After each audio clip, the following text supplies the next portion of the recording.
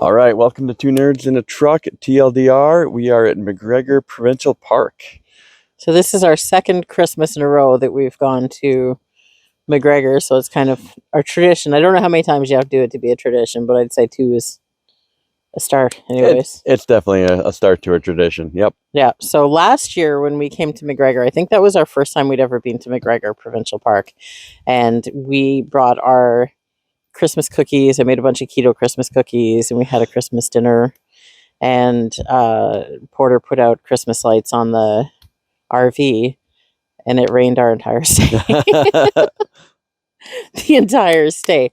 And one thing I remember from that trip was going out to Port Elgin in the beach there and wading out. And I had a winter coat on, and I just waded out into Lake Huron up to my knees because it was warm. We live in the tropics of Canada, so the fact that we're actually here and have snow is pretty cool. Yeah. The weather is definitely different this time. I did forget to pack the lights, so unfortunately we are not decorated this year. We But got snow though. we have snow, so we're feeling festive. Yeah. So we decided to book this trip. I think it was just like 2 or 3 weeks ago, right? Yep. It wasn't spur of the moment, but it wasn't 5 months Hunger Games planned either. So so we decided to do MacGregor for Christmas, and we were going to stay here for 8 days, or was it 6 days? Yep. And then 3 days at Pinery for New Year's Eve. That part's not working out. I don't know how much we want to say about this. So, anyways, basically, we're doing our TLDR halfway through our stay at MacGregor because it's going to start raining tomorrow, and it's going to be way above zero. So we're going to do the snow while we have it, and our winter trip is not going to be a winter trip much longer. And that's one of the things about winter camping is you got to keep a real close eye on the weather and make sure you take advantage of it when you've got it. So we've got fresh snow and we've been playing in it. Yeah. So, and there's a lot more logistical issues with the winter camping, and we'll get into that in a bit when we talk about the poop loop situation and everything else, and I guess just the trails and whatnot. But overall, we've been here a bunch of times before because we discovered winter camping last year. Yep. And MacGregor is probably the closest to our house, and it's a good one for Northern Lights, but we haven't actually experienced that yet ourselves. So we came out 4 or 5 times last winter. Right. We're quite familiar with this park at this point. I think this is the first time we've seen it full snow, though. I think it is. So, anyways, let's get to our TLDR. Okay, so we're going to start talking with logistics. Now, just as a heads up, we are mostly discussing our most recent trip, which was Christmas 2024.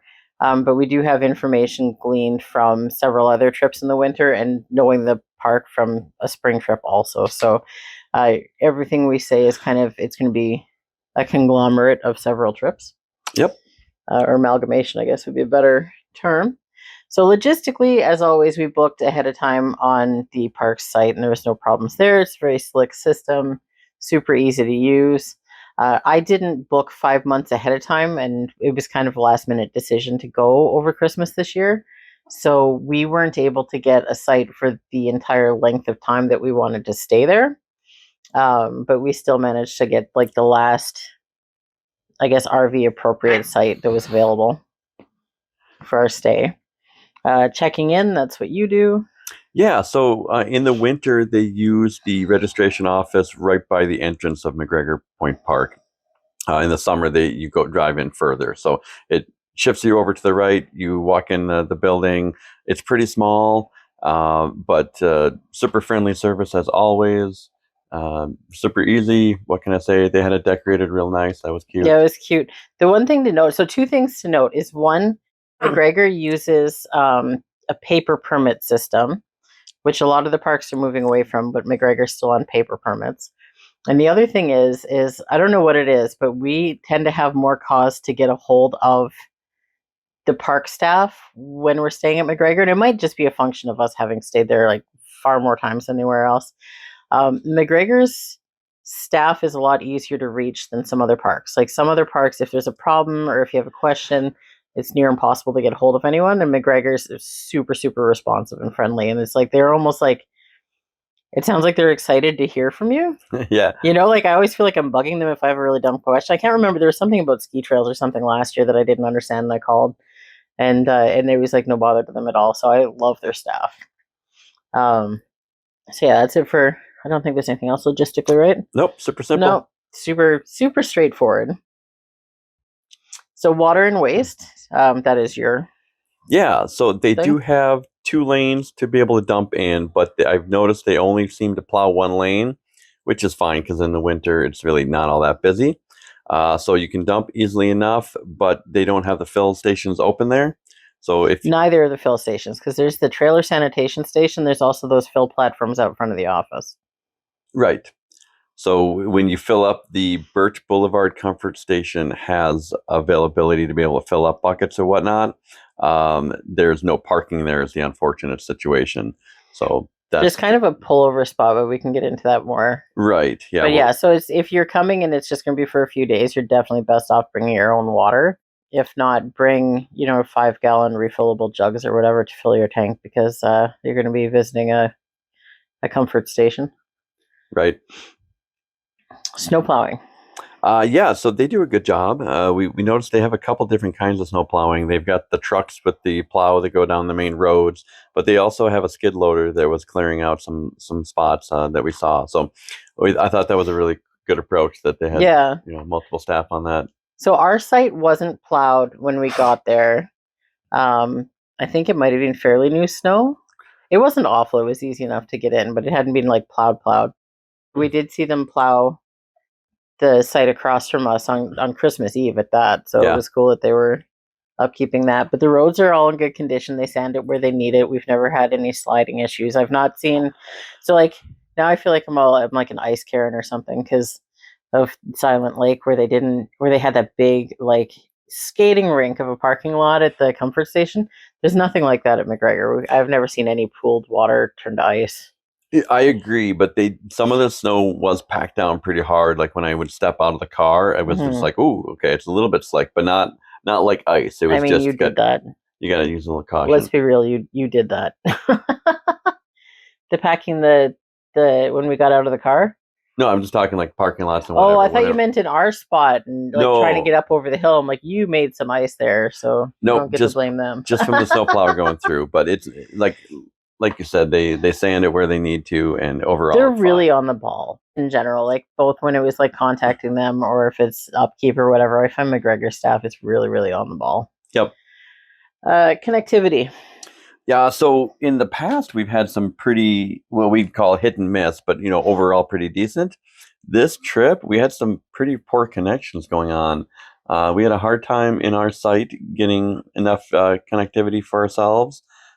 But it was weird though, because sometimes it would be okay at the front of the truck, and then the back of the truck we could watch, We could Netflix. stream.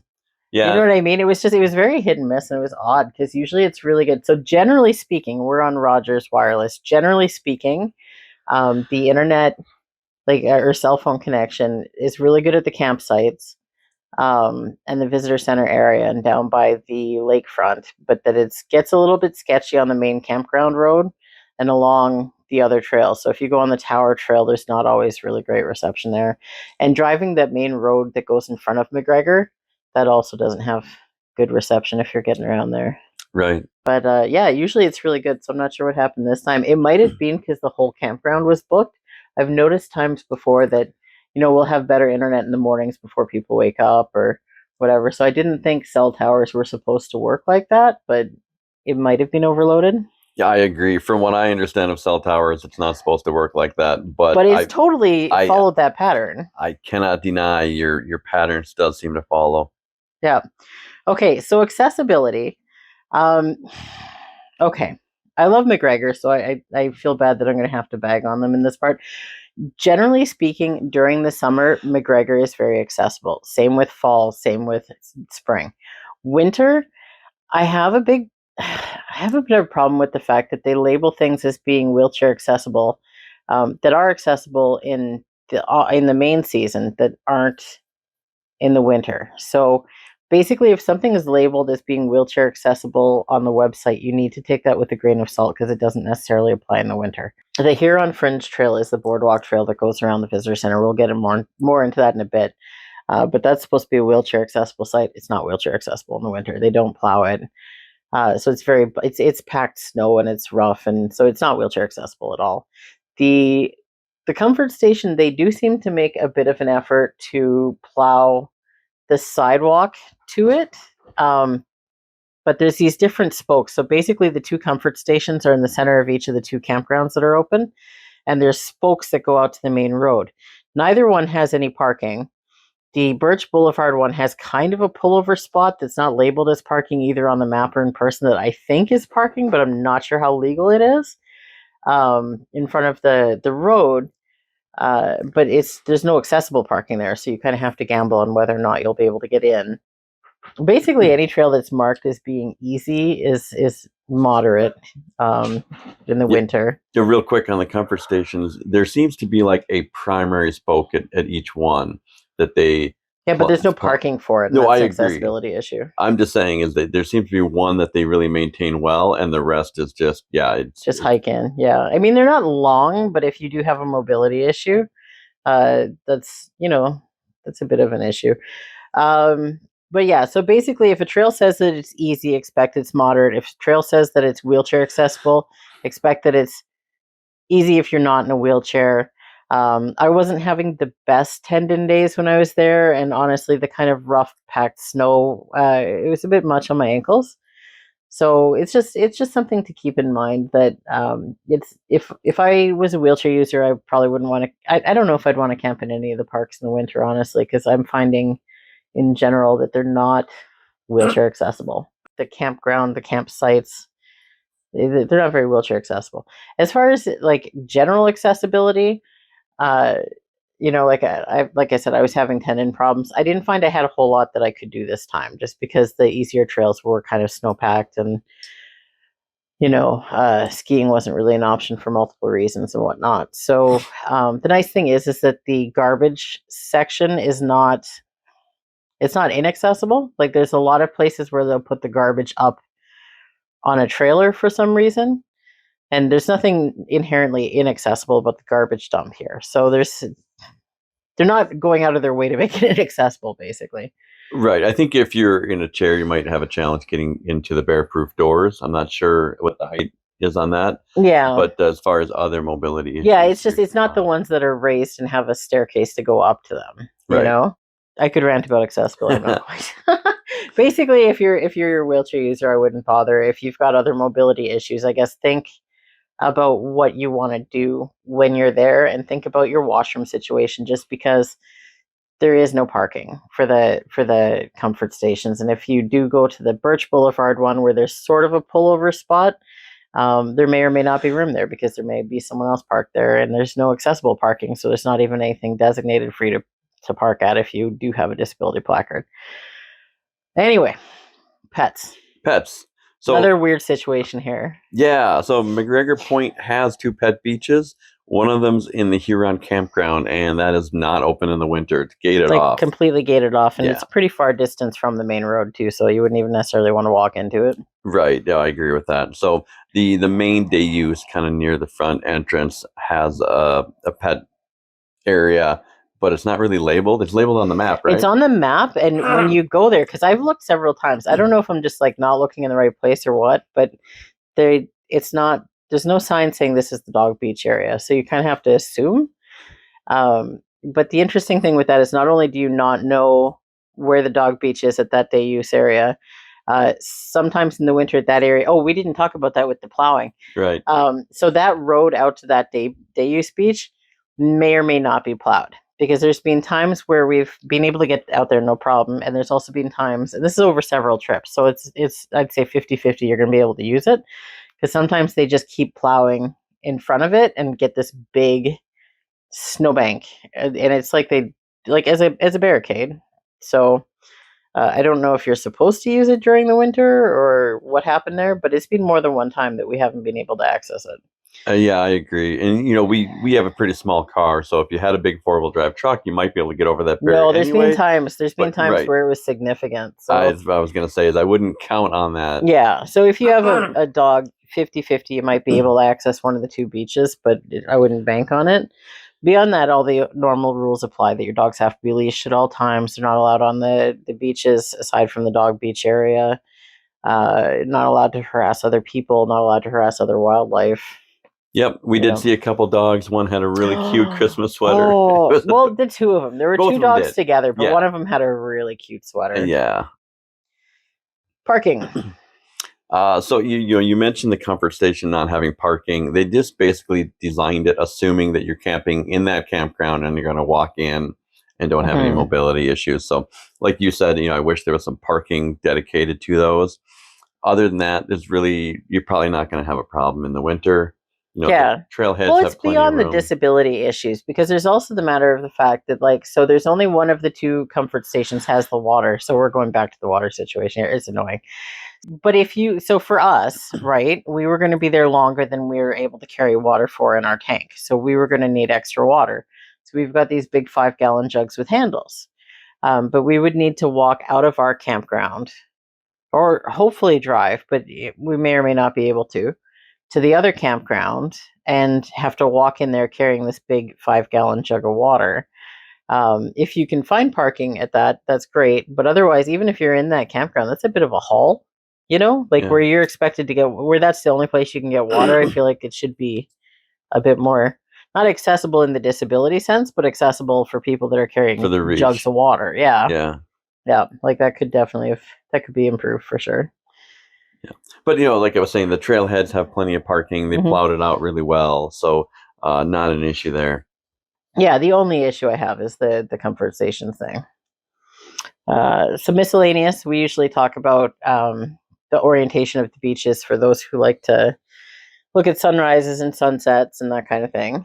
So basically, MacGregor Point is if there's it's low light pollution with an asterisk. So if you're looking to go sky watching, like the star watching, stargazing, I'll get that word right one of these times.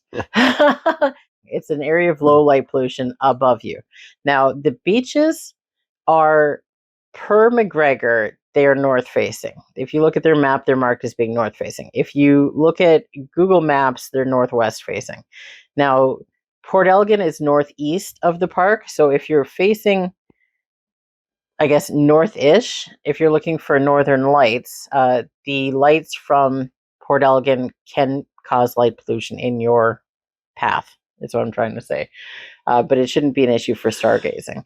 Now we only saw a little bit of northern light activity one time we're there because we have this amazing ability to only camp there on really cloudy days. That said, we have seen some pretty spectacular northern lights photos from MacGregor Point. So One of these if days. if you're lucky, it is a good place to see them. But in general, the beach has been really good. We've seen some really great sunsets and we've seen some really great sunrises there. It is more or less north facing, and depending on the time of year, there's a lot of color over Lake Huron, so it's really pretty. There's also Sunset Point, which you can access via the Ashwoods campsite or The visitor center. the visitor center. There's this little trail that kind of connects the two, and then there's a little trail that goes out on this little peninsula. You remember that, eh? Oh, absolutely. All the rocks. We didn't go this time, but it's beautiful. So we haven't actually gone out there for sunrise or sunset, but it's called Sunset Point, and I would have to think that's for a reason. Absolutely. So yeah, so that's that. So campground. Or am I missing something? Washrooms. Do we talk about all the details? That's amenities. Yeah, the campground amenities Okay. is next. Yep. So each campground, the Birch Boulevard and the Ash Woods, has got a comfort station with showers, flush toilets, and laundry. Like we mentioned earlier, you're only going to get your potable water tap from the Birch Boulevard campground. And then And they said they've got tubs there, large tubs to help you fill your water jugs. So I'm not sure what exactly that means, but yeah, we didn't check it out. We barely had enough water that we didn't have to fill up. So yeah, it just seemed like too much hassle to bother with. As we were saying earlier, it's best to bring your own water. But otherwise, everything's good maintained. Like we've seen on previous trips that it's nicely maintained. Yep. Everything was working good. They are accessible.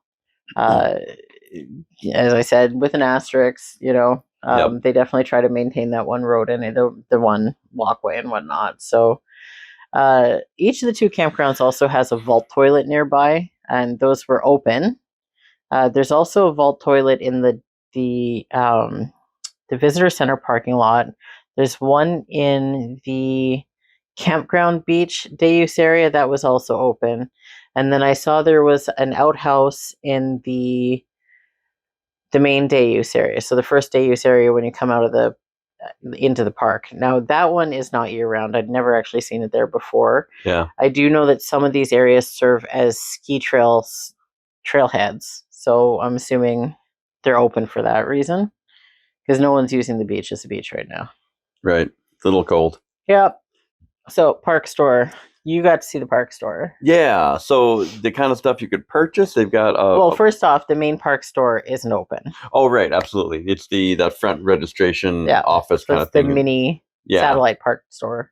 So you're going to see one wall with the normal kind of parks swag, the shirts, sweatshirts, and that kind of stuff. You're not going to get any kind of food or beverages really there. Yeah, I thought it was interesting you said you didn't see any snacks in there, because I feel like they always carry snacks. Like I don't think I've seen a park store that didn't have some form of snack in there. Yeah, if they had it, I missed it. I didn't see it. You're certainly not going to get your groceries there. But what were you distracted by, Porter? I was distracted by Tom and Gregor. So Tom and Gregor are turtles. Tom is a painted turtle and Gregor is a spotted turtle.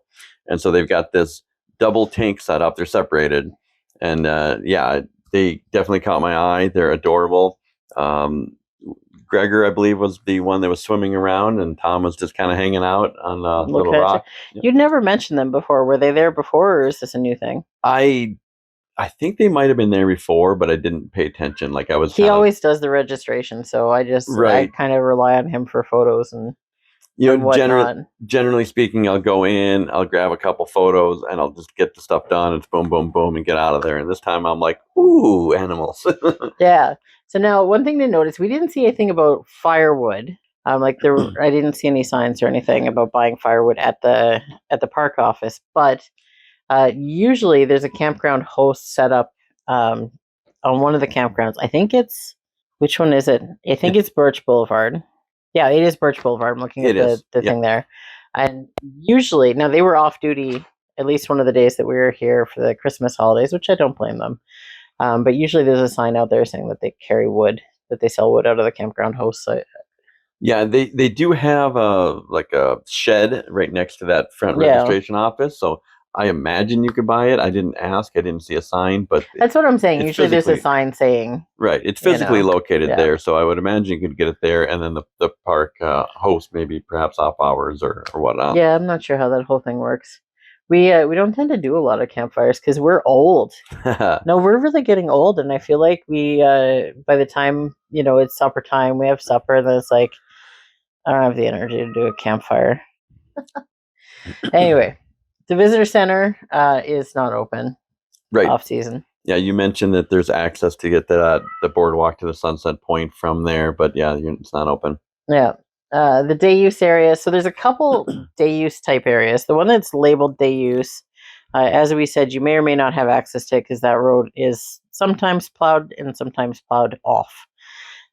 There's a camper's beach. Basically, if you go past the visitor center, the next parking lot over. So like the furthest parking lot when you're going down the Algonquin Campground Road, that has the camper's beach. And again, no one's using this as a beach during the summer or during the winter. But there's a playground there. There's a washroom. It's a beautiful. There's a boardwalk out to the beach, so you've got a really beautiful view of it's. It's all snowy, obviously, but it's a beautiful view and it's a nice little walk if you want. And then that area actually serves as one of the trailheads for the ski stuff. Yes, which we can get to later.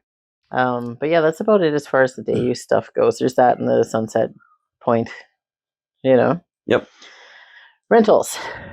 There are extension cords available to rent with a deposit. That's a loan. It's a loan, okay. Yeah. So you do give them some money as a deposit, and you'll get that back. But they don't have any kind of winter gear rentals Yeah. for toys, right? I don't think they rent anything now that I think about it, because I don't think I've ever seen anything about them having canoes or whatnot. Okay. They probably don't want to encourage people to go out on Lake Huron. I hear it gets messy. Yep. Anyway, I guess on to the campsites then.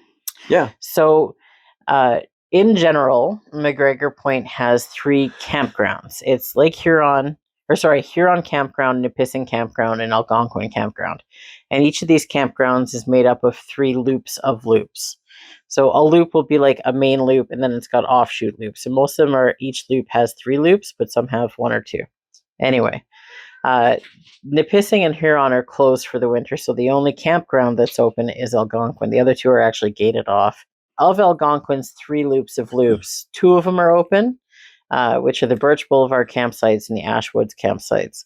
The Cedar Lane campsites, theoretically, is a skating trail. Theoretically. So the campsites that are available for booking in Ashwoods and Birch Boulevard are all electrical sites. They all have the picnic table and fire pit as normal. Varying degrees of privacy. Right. Usually relatively level. Ours had a bit of a slope down to it, but it leveled out at the bottom. They're usually pretty big. There's a lot of pull-through sites, and there's a few double sites. And then there's also the roofed accommodations of yurts and cabins. Yes. And now the nice thing with that is last Christmas when we went, I gave you my heart. No, last Christmas when we went on Christmas Eve and stuff, there was a lot of construction noise. Yeah. There was and the big equipment going in and out, and they were building some of these. So now in winter 2024, it looks like everything is completely built and rented out and good to go. So there won't be construction noise. So that's good to know. And they do have seasonal passes. We saw a lot of seasonal camping. Yeah, seasonal camping. Yeah, we saw a lot set up. Clearly, they're going to be there all winter long. You know what is really cute is there were quite a few sites on one of the campgrounds. I think it was Ashwoods. Was it Ashwoods or was it Birch that had all the it was Ashwoods had Christmas decorations up. Yep. So it was nice. I felt a little bit like maybe we should have done something. I wasn't going to go to the store and buy something for that. So right. But it was cute. It was very festive. People dressed up some people dressed up their whole sites, and some people just had something nice on their little campground post number post. I don't know if there's a name for that. We even saw Santa Claus. Oh yeah, there was that guy sitting at the fire, dressed as Santa. That was cute. Dressing up their dogs and Christmas stuff. Yeah, it was festive. So entertainment and activity would be next, I think. Yeah, where we're at next. It is. Yeah. So the offerings between summer and winter vary greatly, and we tend to camp. Well, I don't know that it's so much that we tend to camp on like weird shoulder seasons, or it's just that because it's on Lake Huron and it's in southern Ontario, winter is not necessarily winter. So some of the things that they designate as being the winter activities either aren't available or aren't quite the setup that they're supposed to be. So there's what's on paper and there's what we saw when we're there. And I can get to that. So this time around, we haven't done any winter activities because it had snowed a little bit, but there wasn't really. Yeah, we got maybe 10 centimeters of snow. I think that's being generous. Yeah. And it was the heavy snow, so it was kind of packed down. Right. Like it wasn't like 10 fluffy centimeters. It was 10 wet, Yep.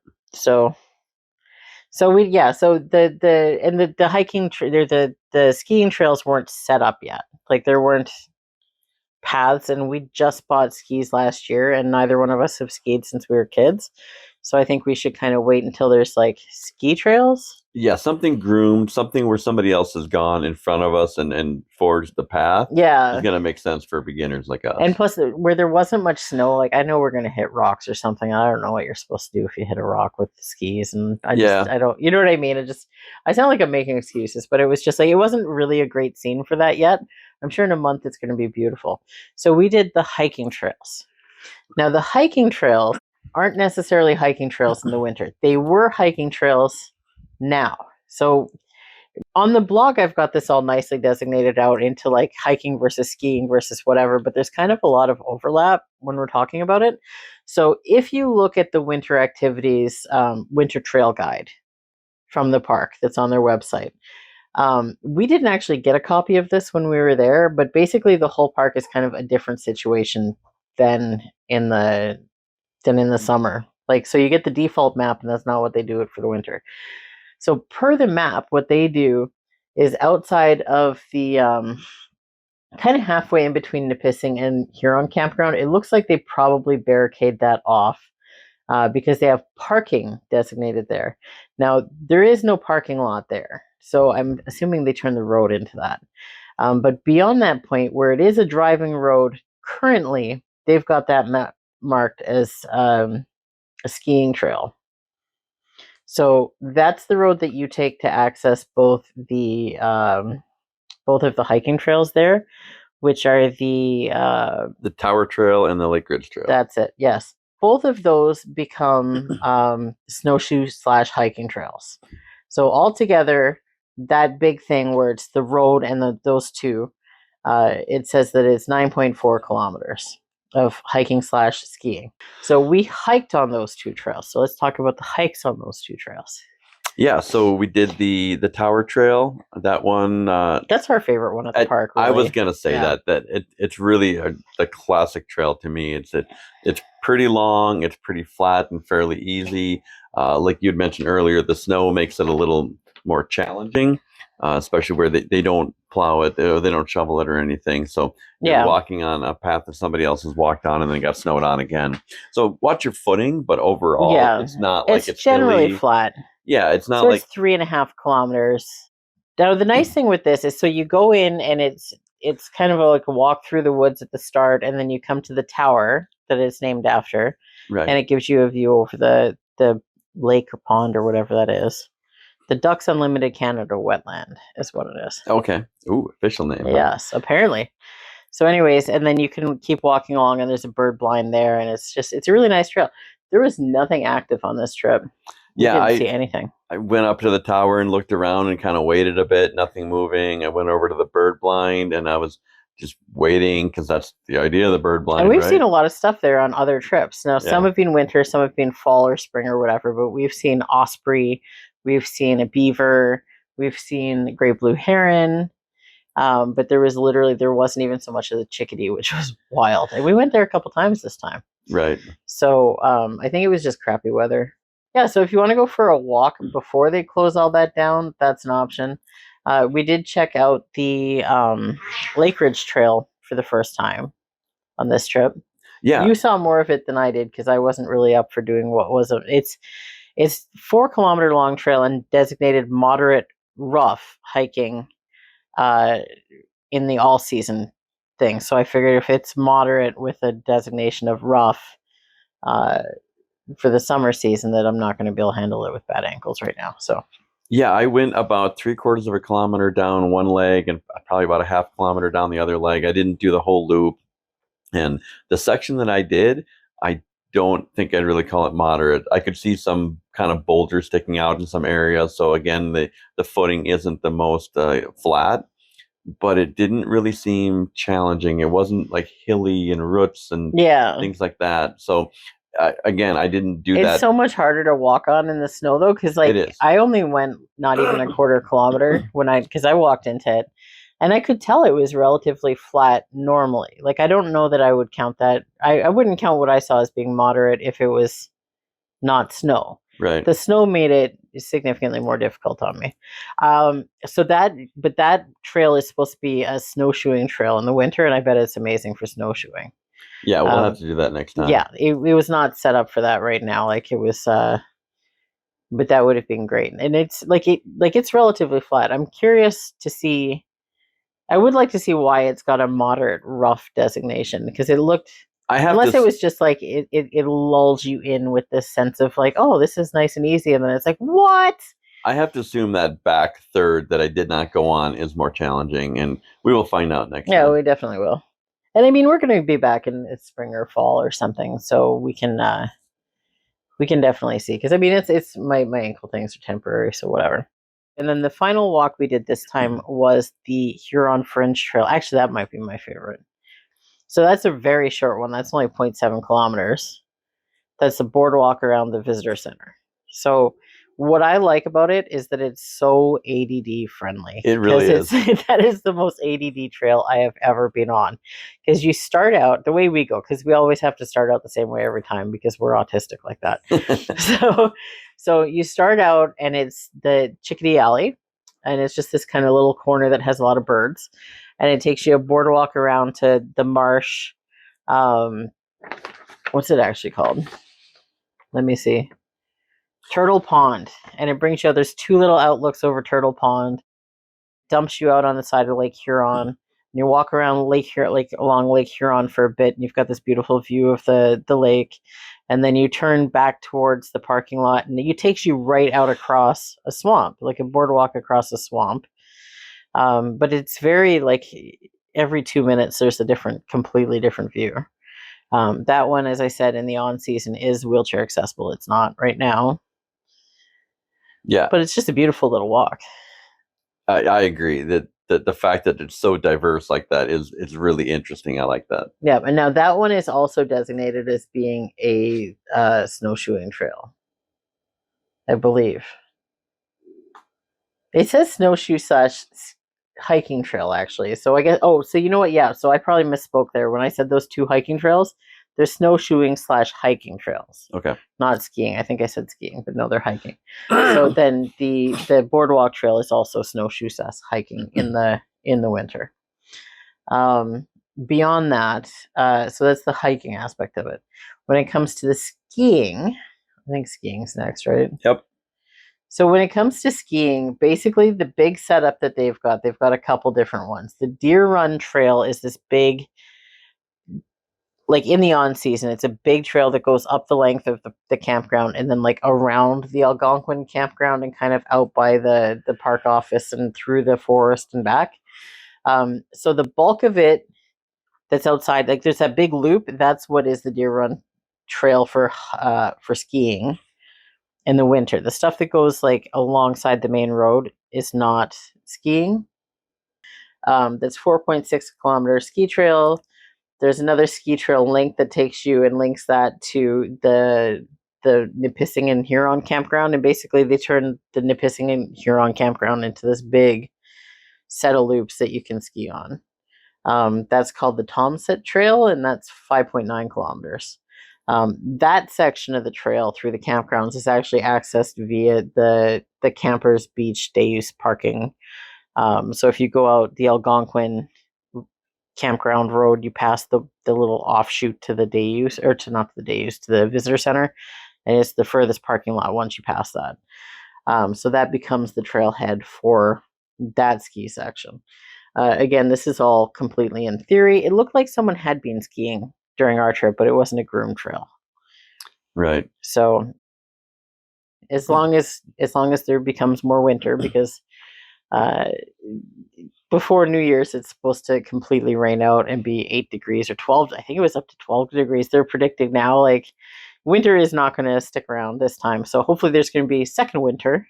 Yep. And if there is second winter, we would like to go out and try the skiing. So basically, yeah. So those are the skiing options. The snowshoeing options are the Tower Trail, the Lake Ridge Trail, and the boardwalk. Then there's skating.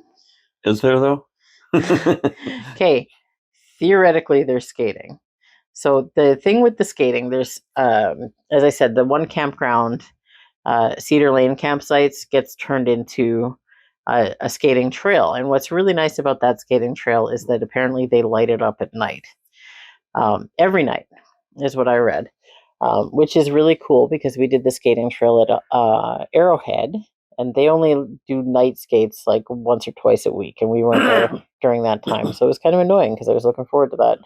Yep. But yeah, so in MacGregor Point, apparently they light their skating trail every night, which I would love to see, but we have never seen this. We have never seen skating there.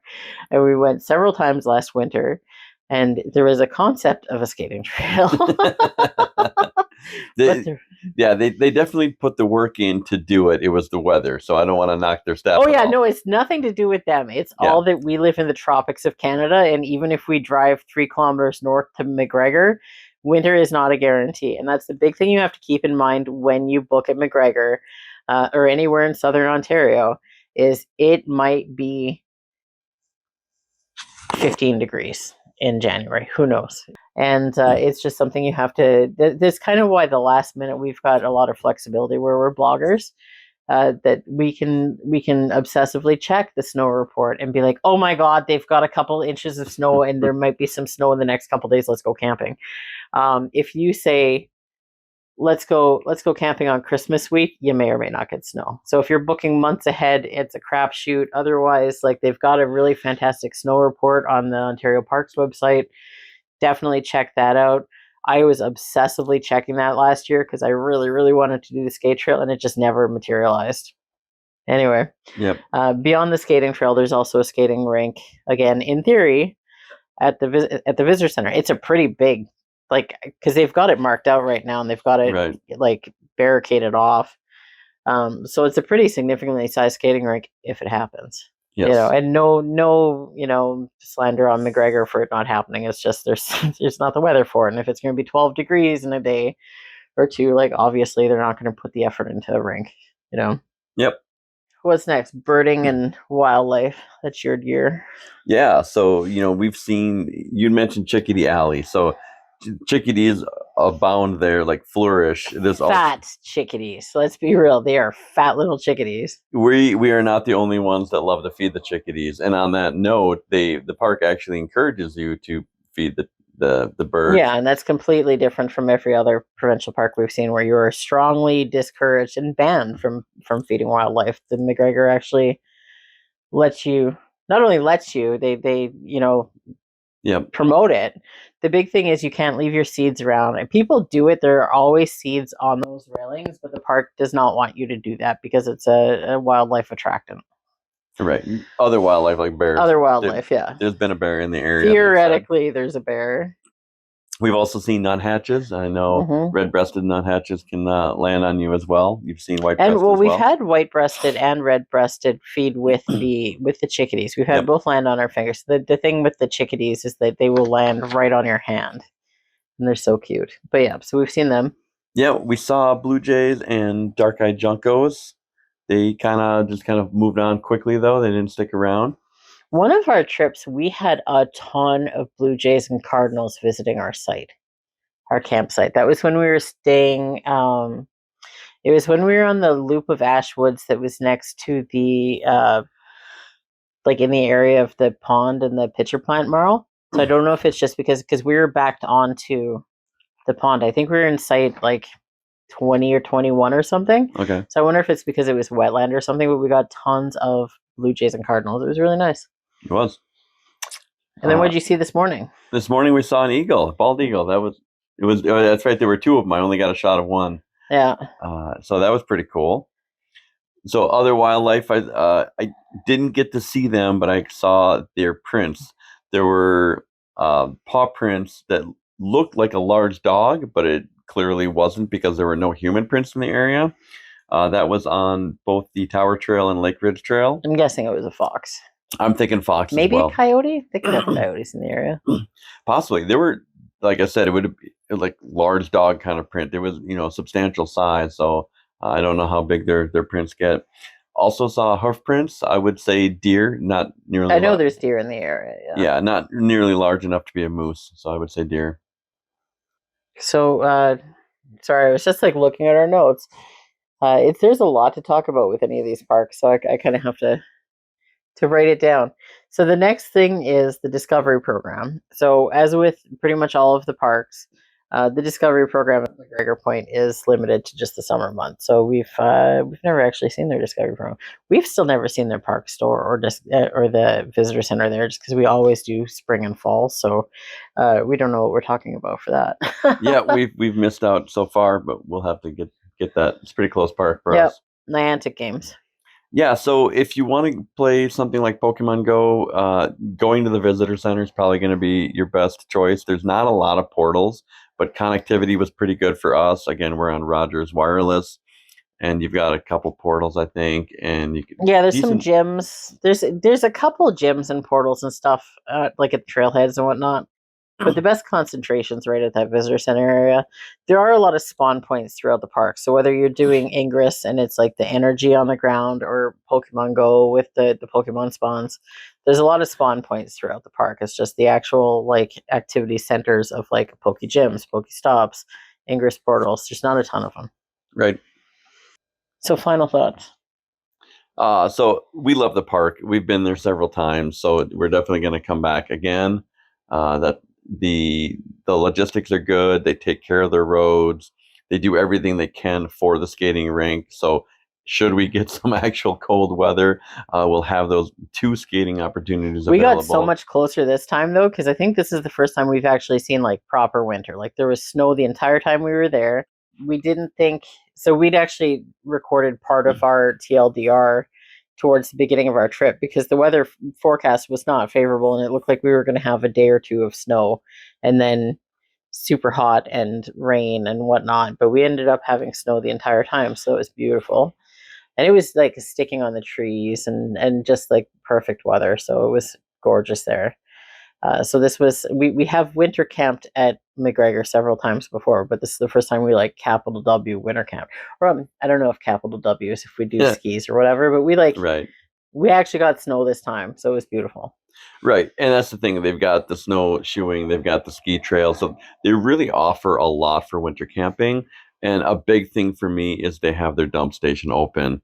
Obviously, I wish they had their water open there. Getting the potable water from the comfort station is a bit of a challenge. Yeah, that's really the only downside I see to camping in that park in the winter is the water situation. Now, to their credit though, they do have the dumping station because like a lot of the parks that we go to don't have any form of trailer sanitation open in the winter, and I think that's such a disservice because if we're driving up to, Arrowhead or Killbear or whatever, like you want to stay more than 4 days or so, and if there's just no option for dumping your trailer, that sucks.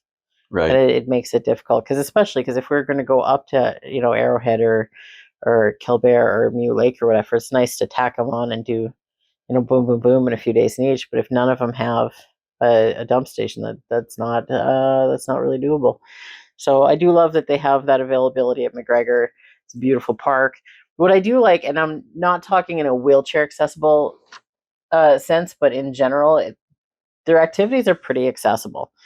Like there are different types of trails. There's different lengths. There's different, possibilities. Like there's a lot of parks where if I'm having a bad tendon day, there's literally nothing I can do.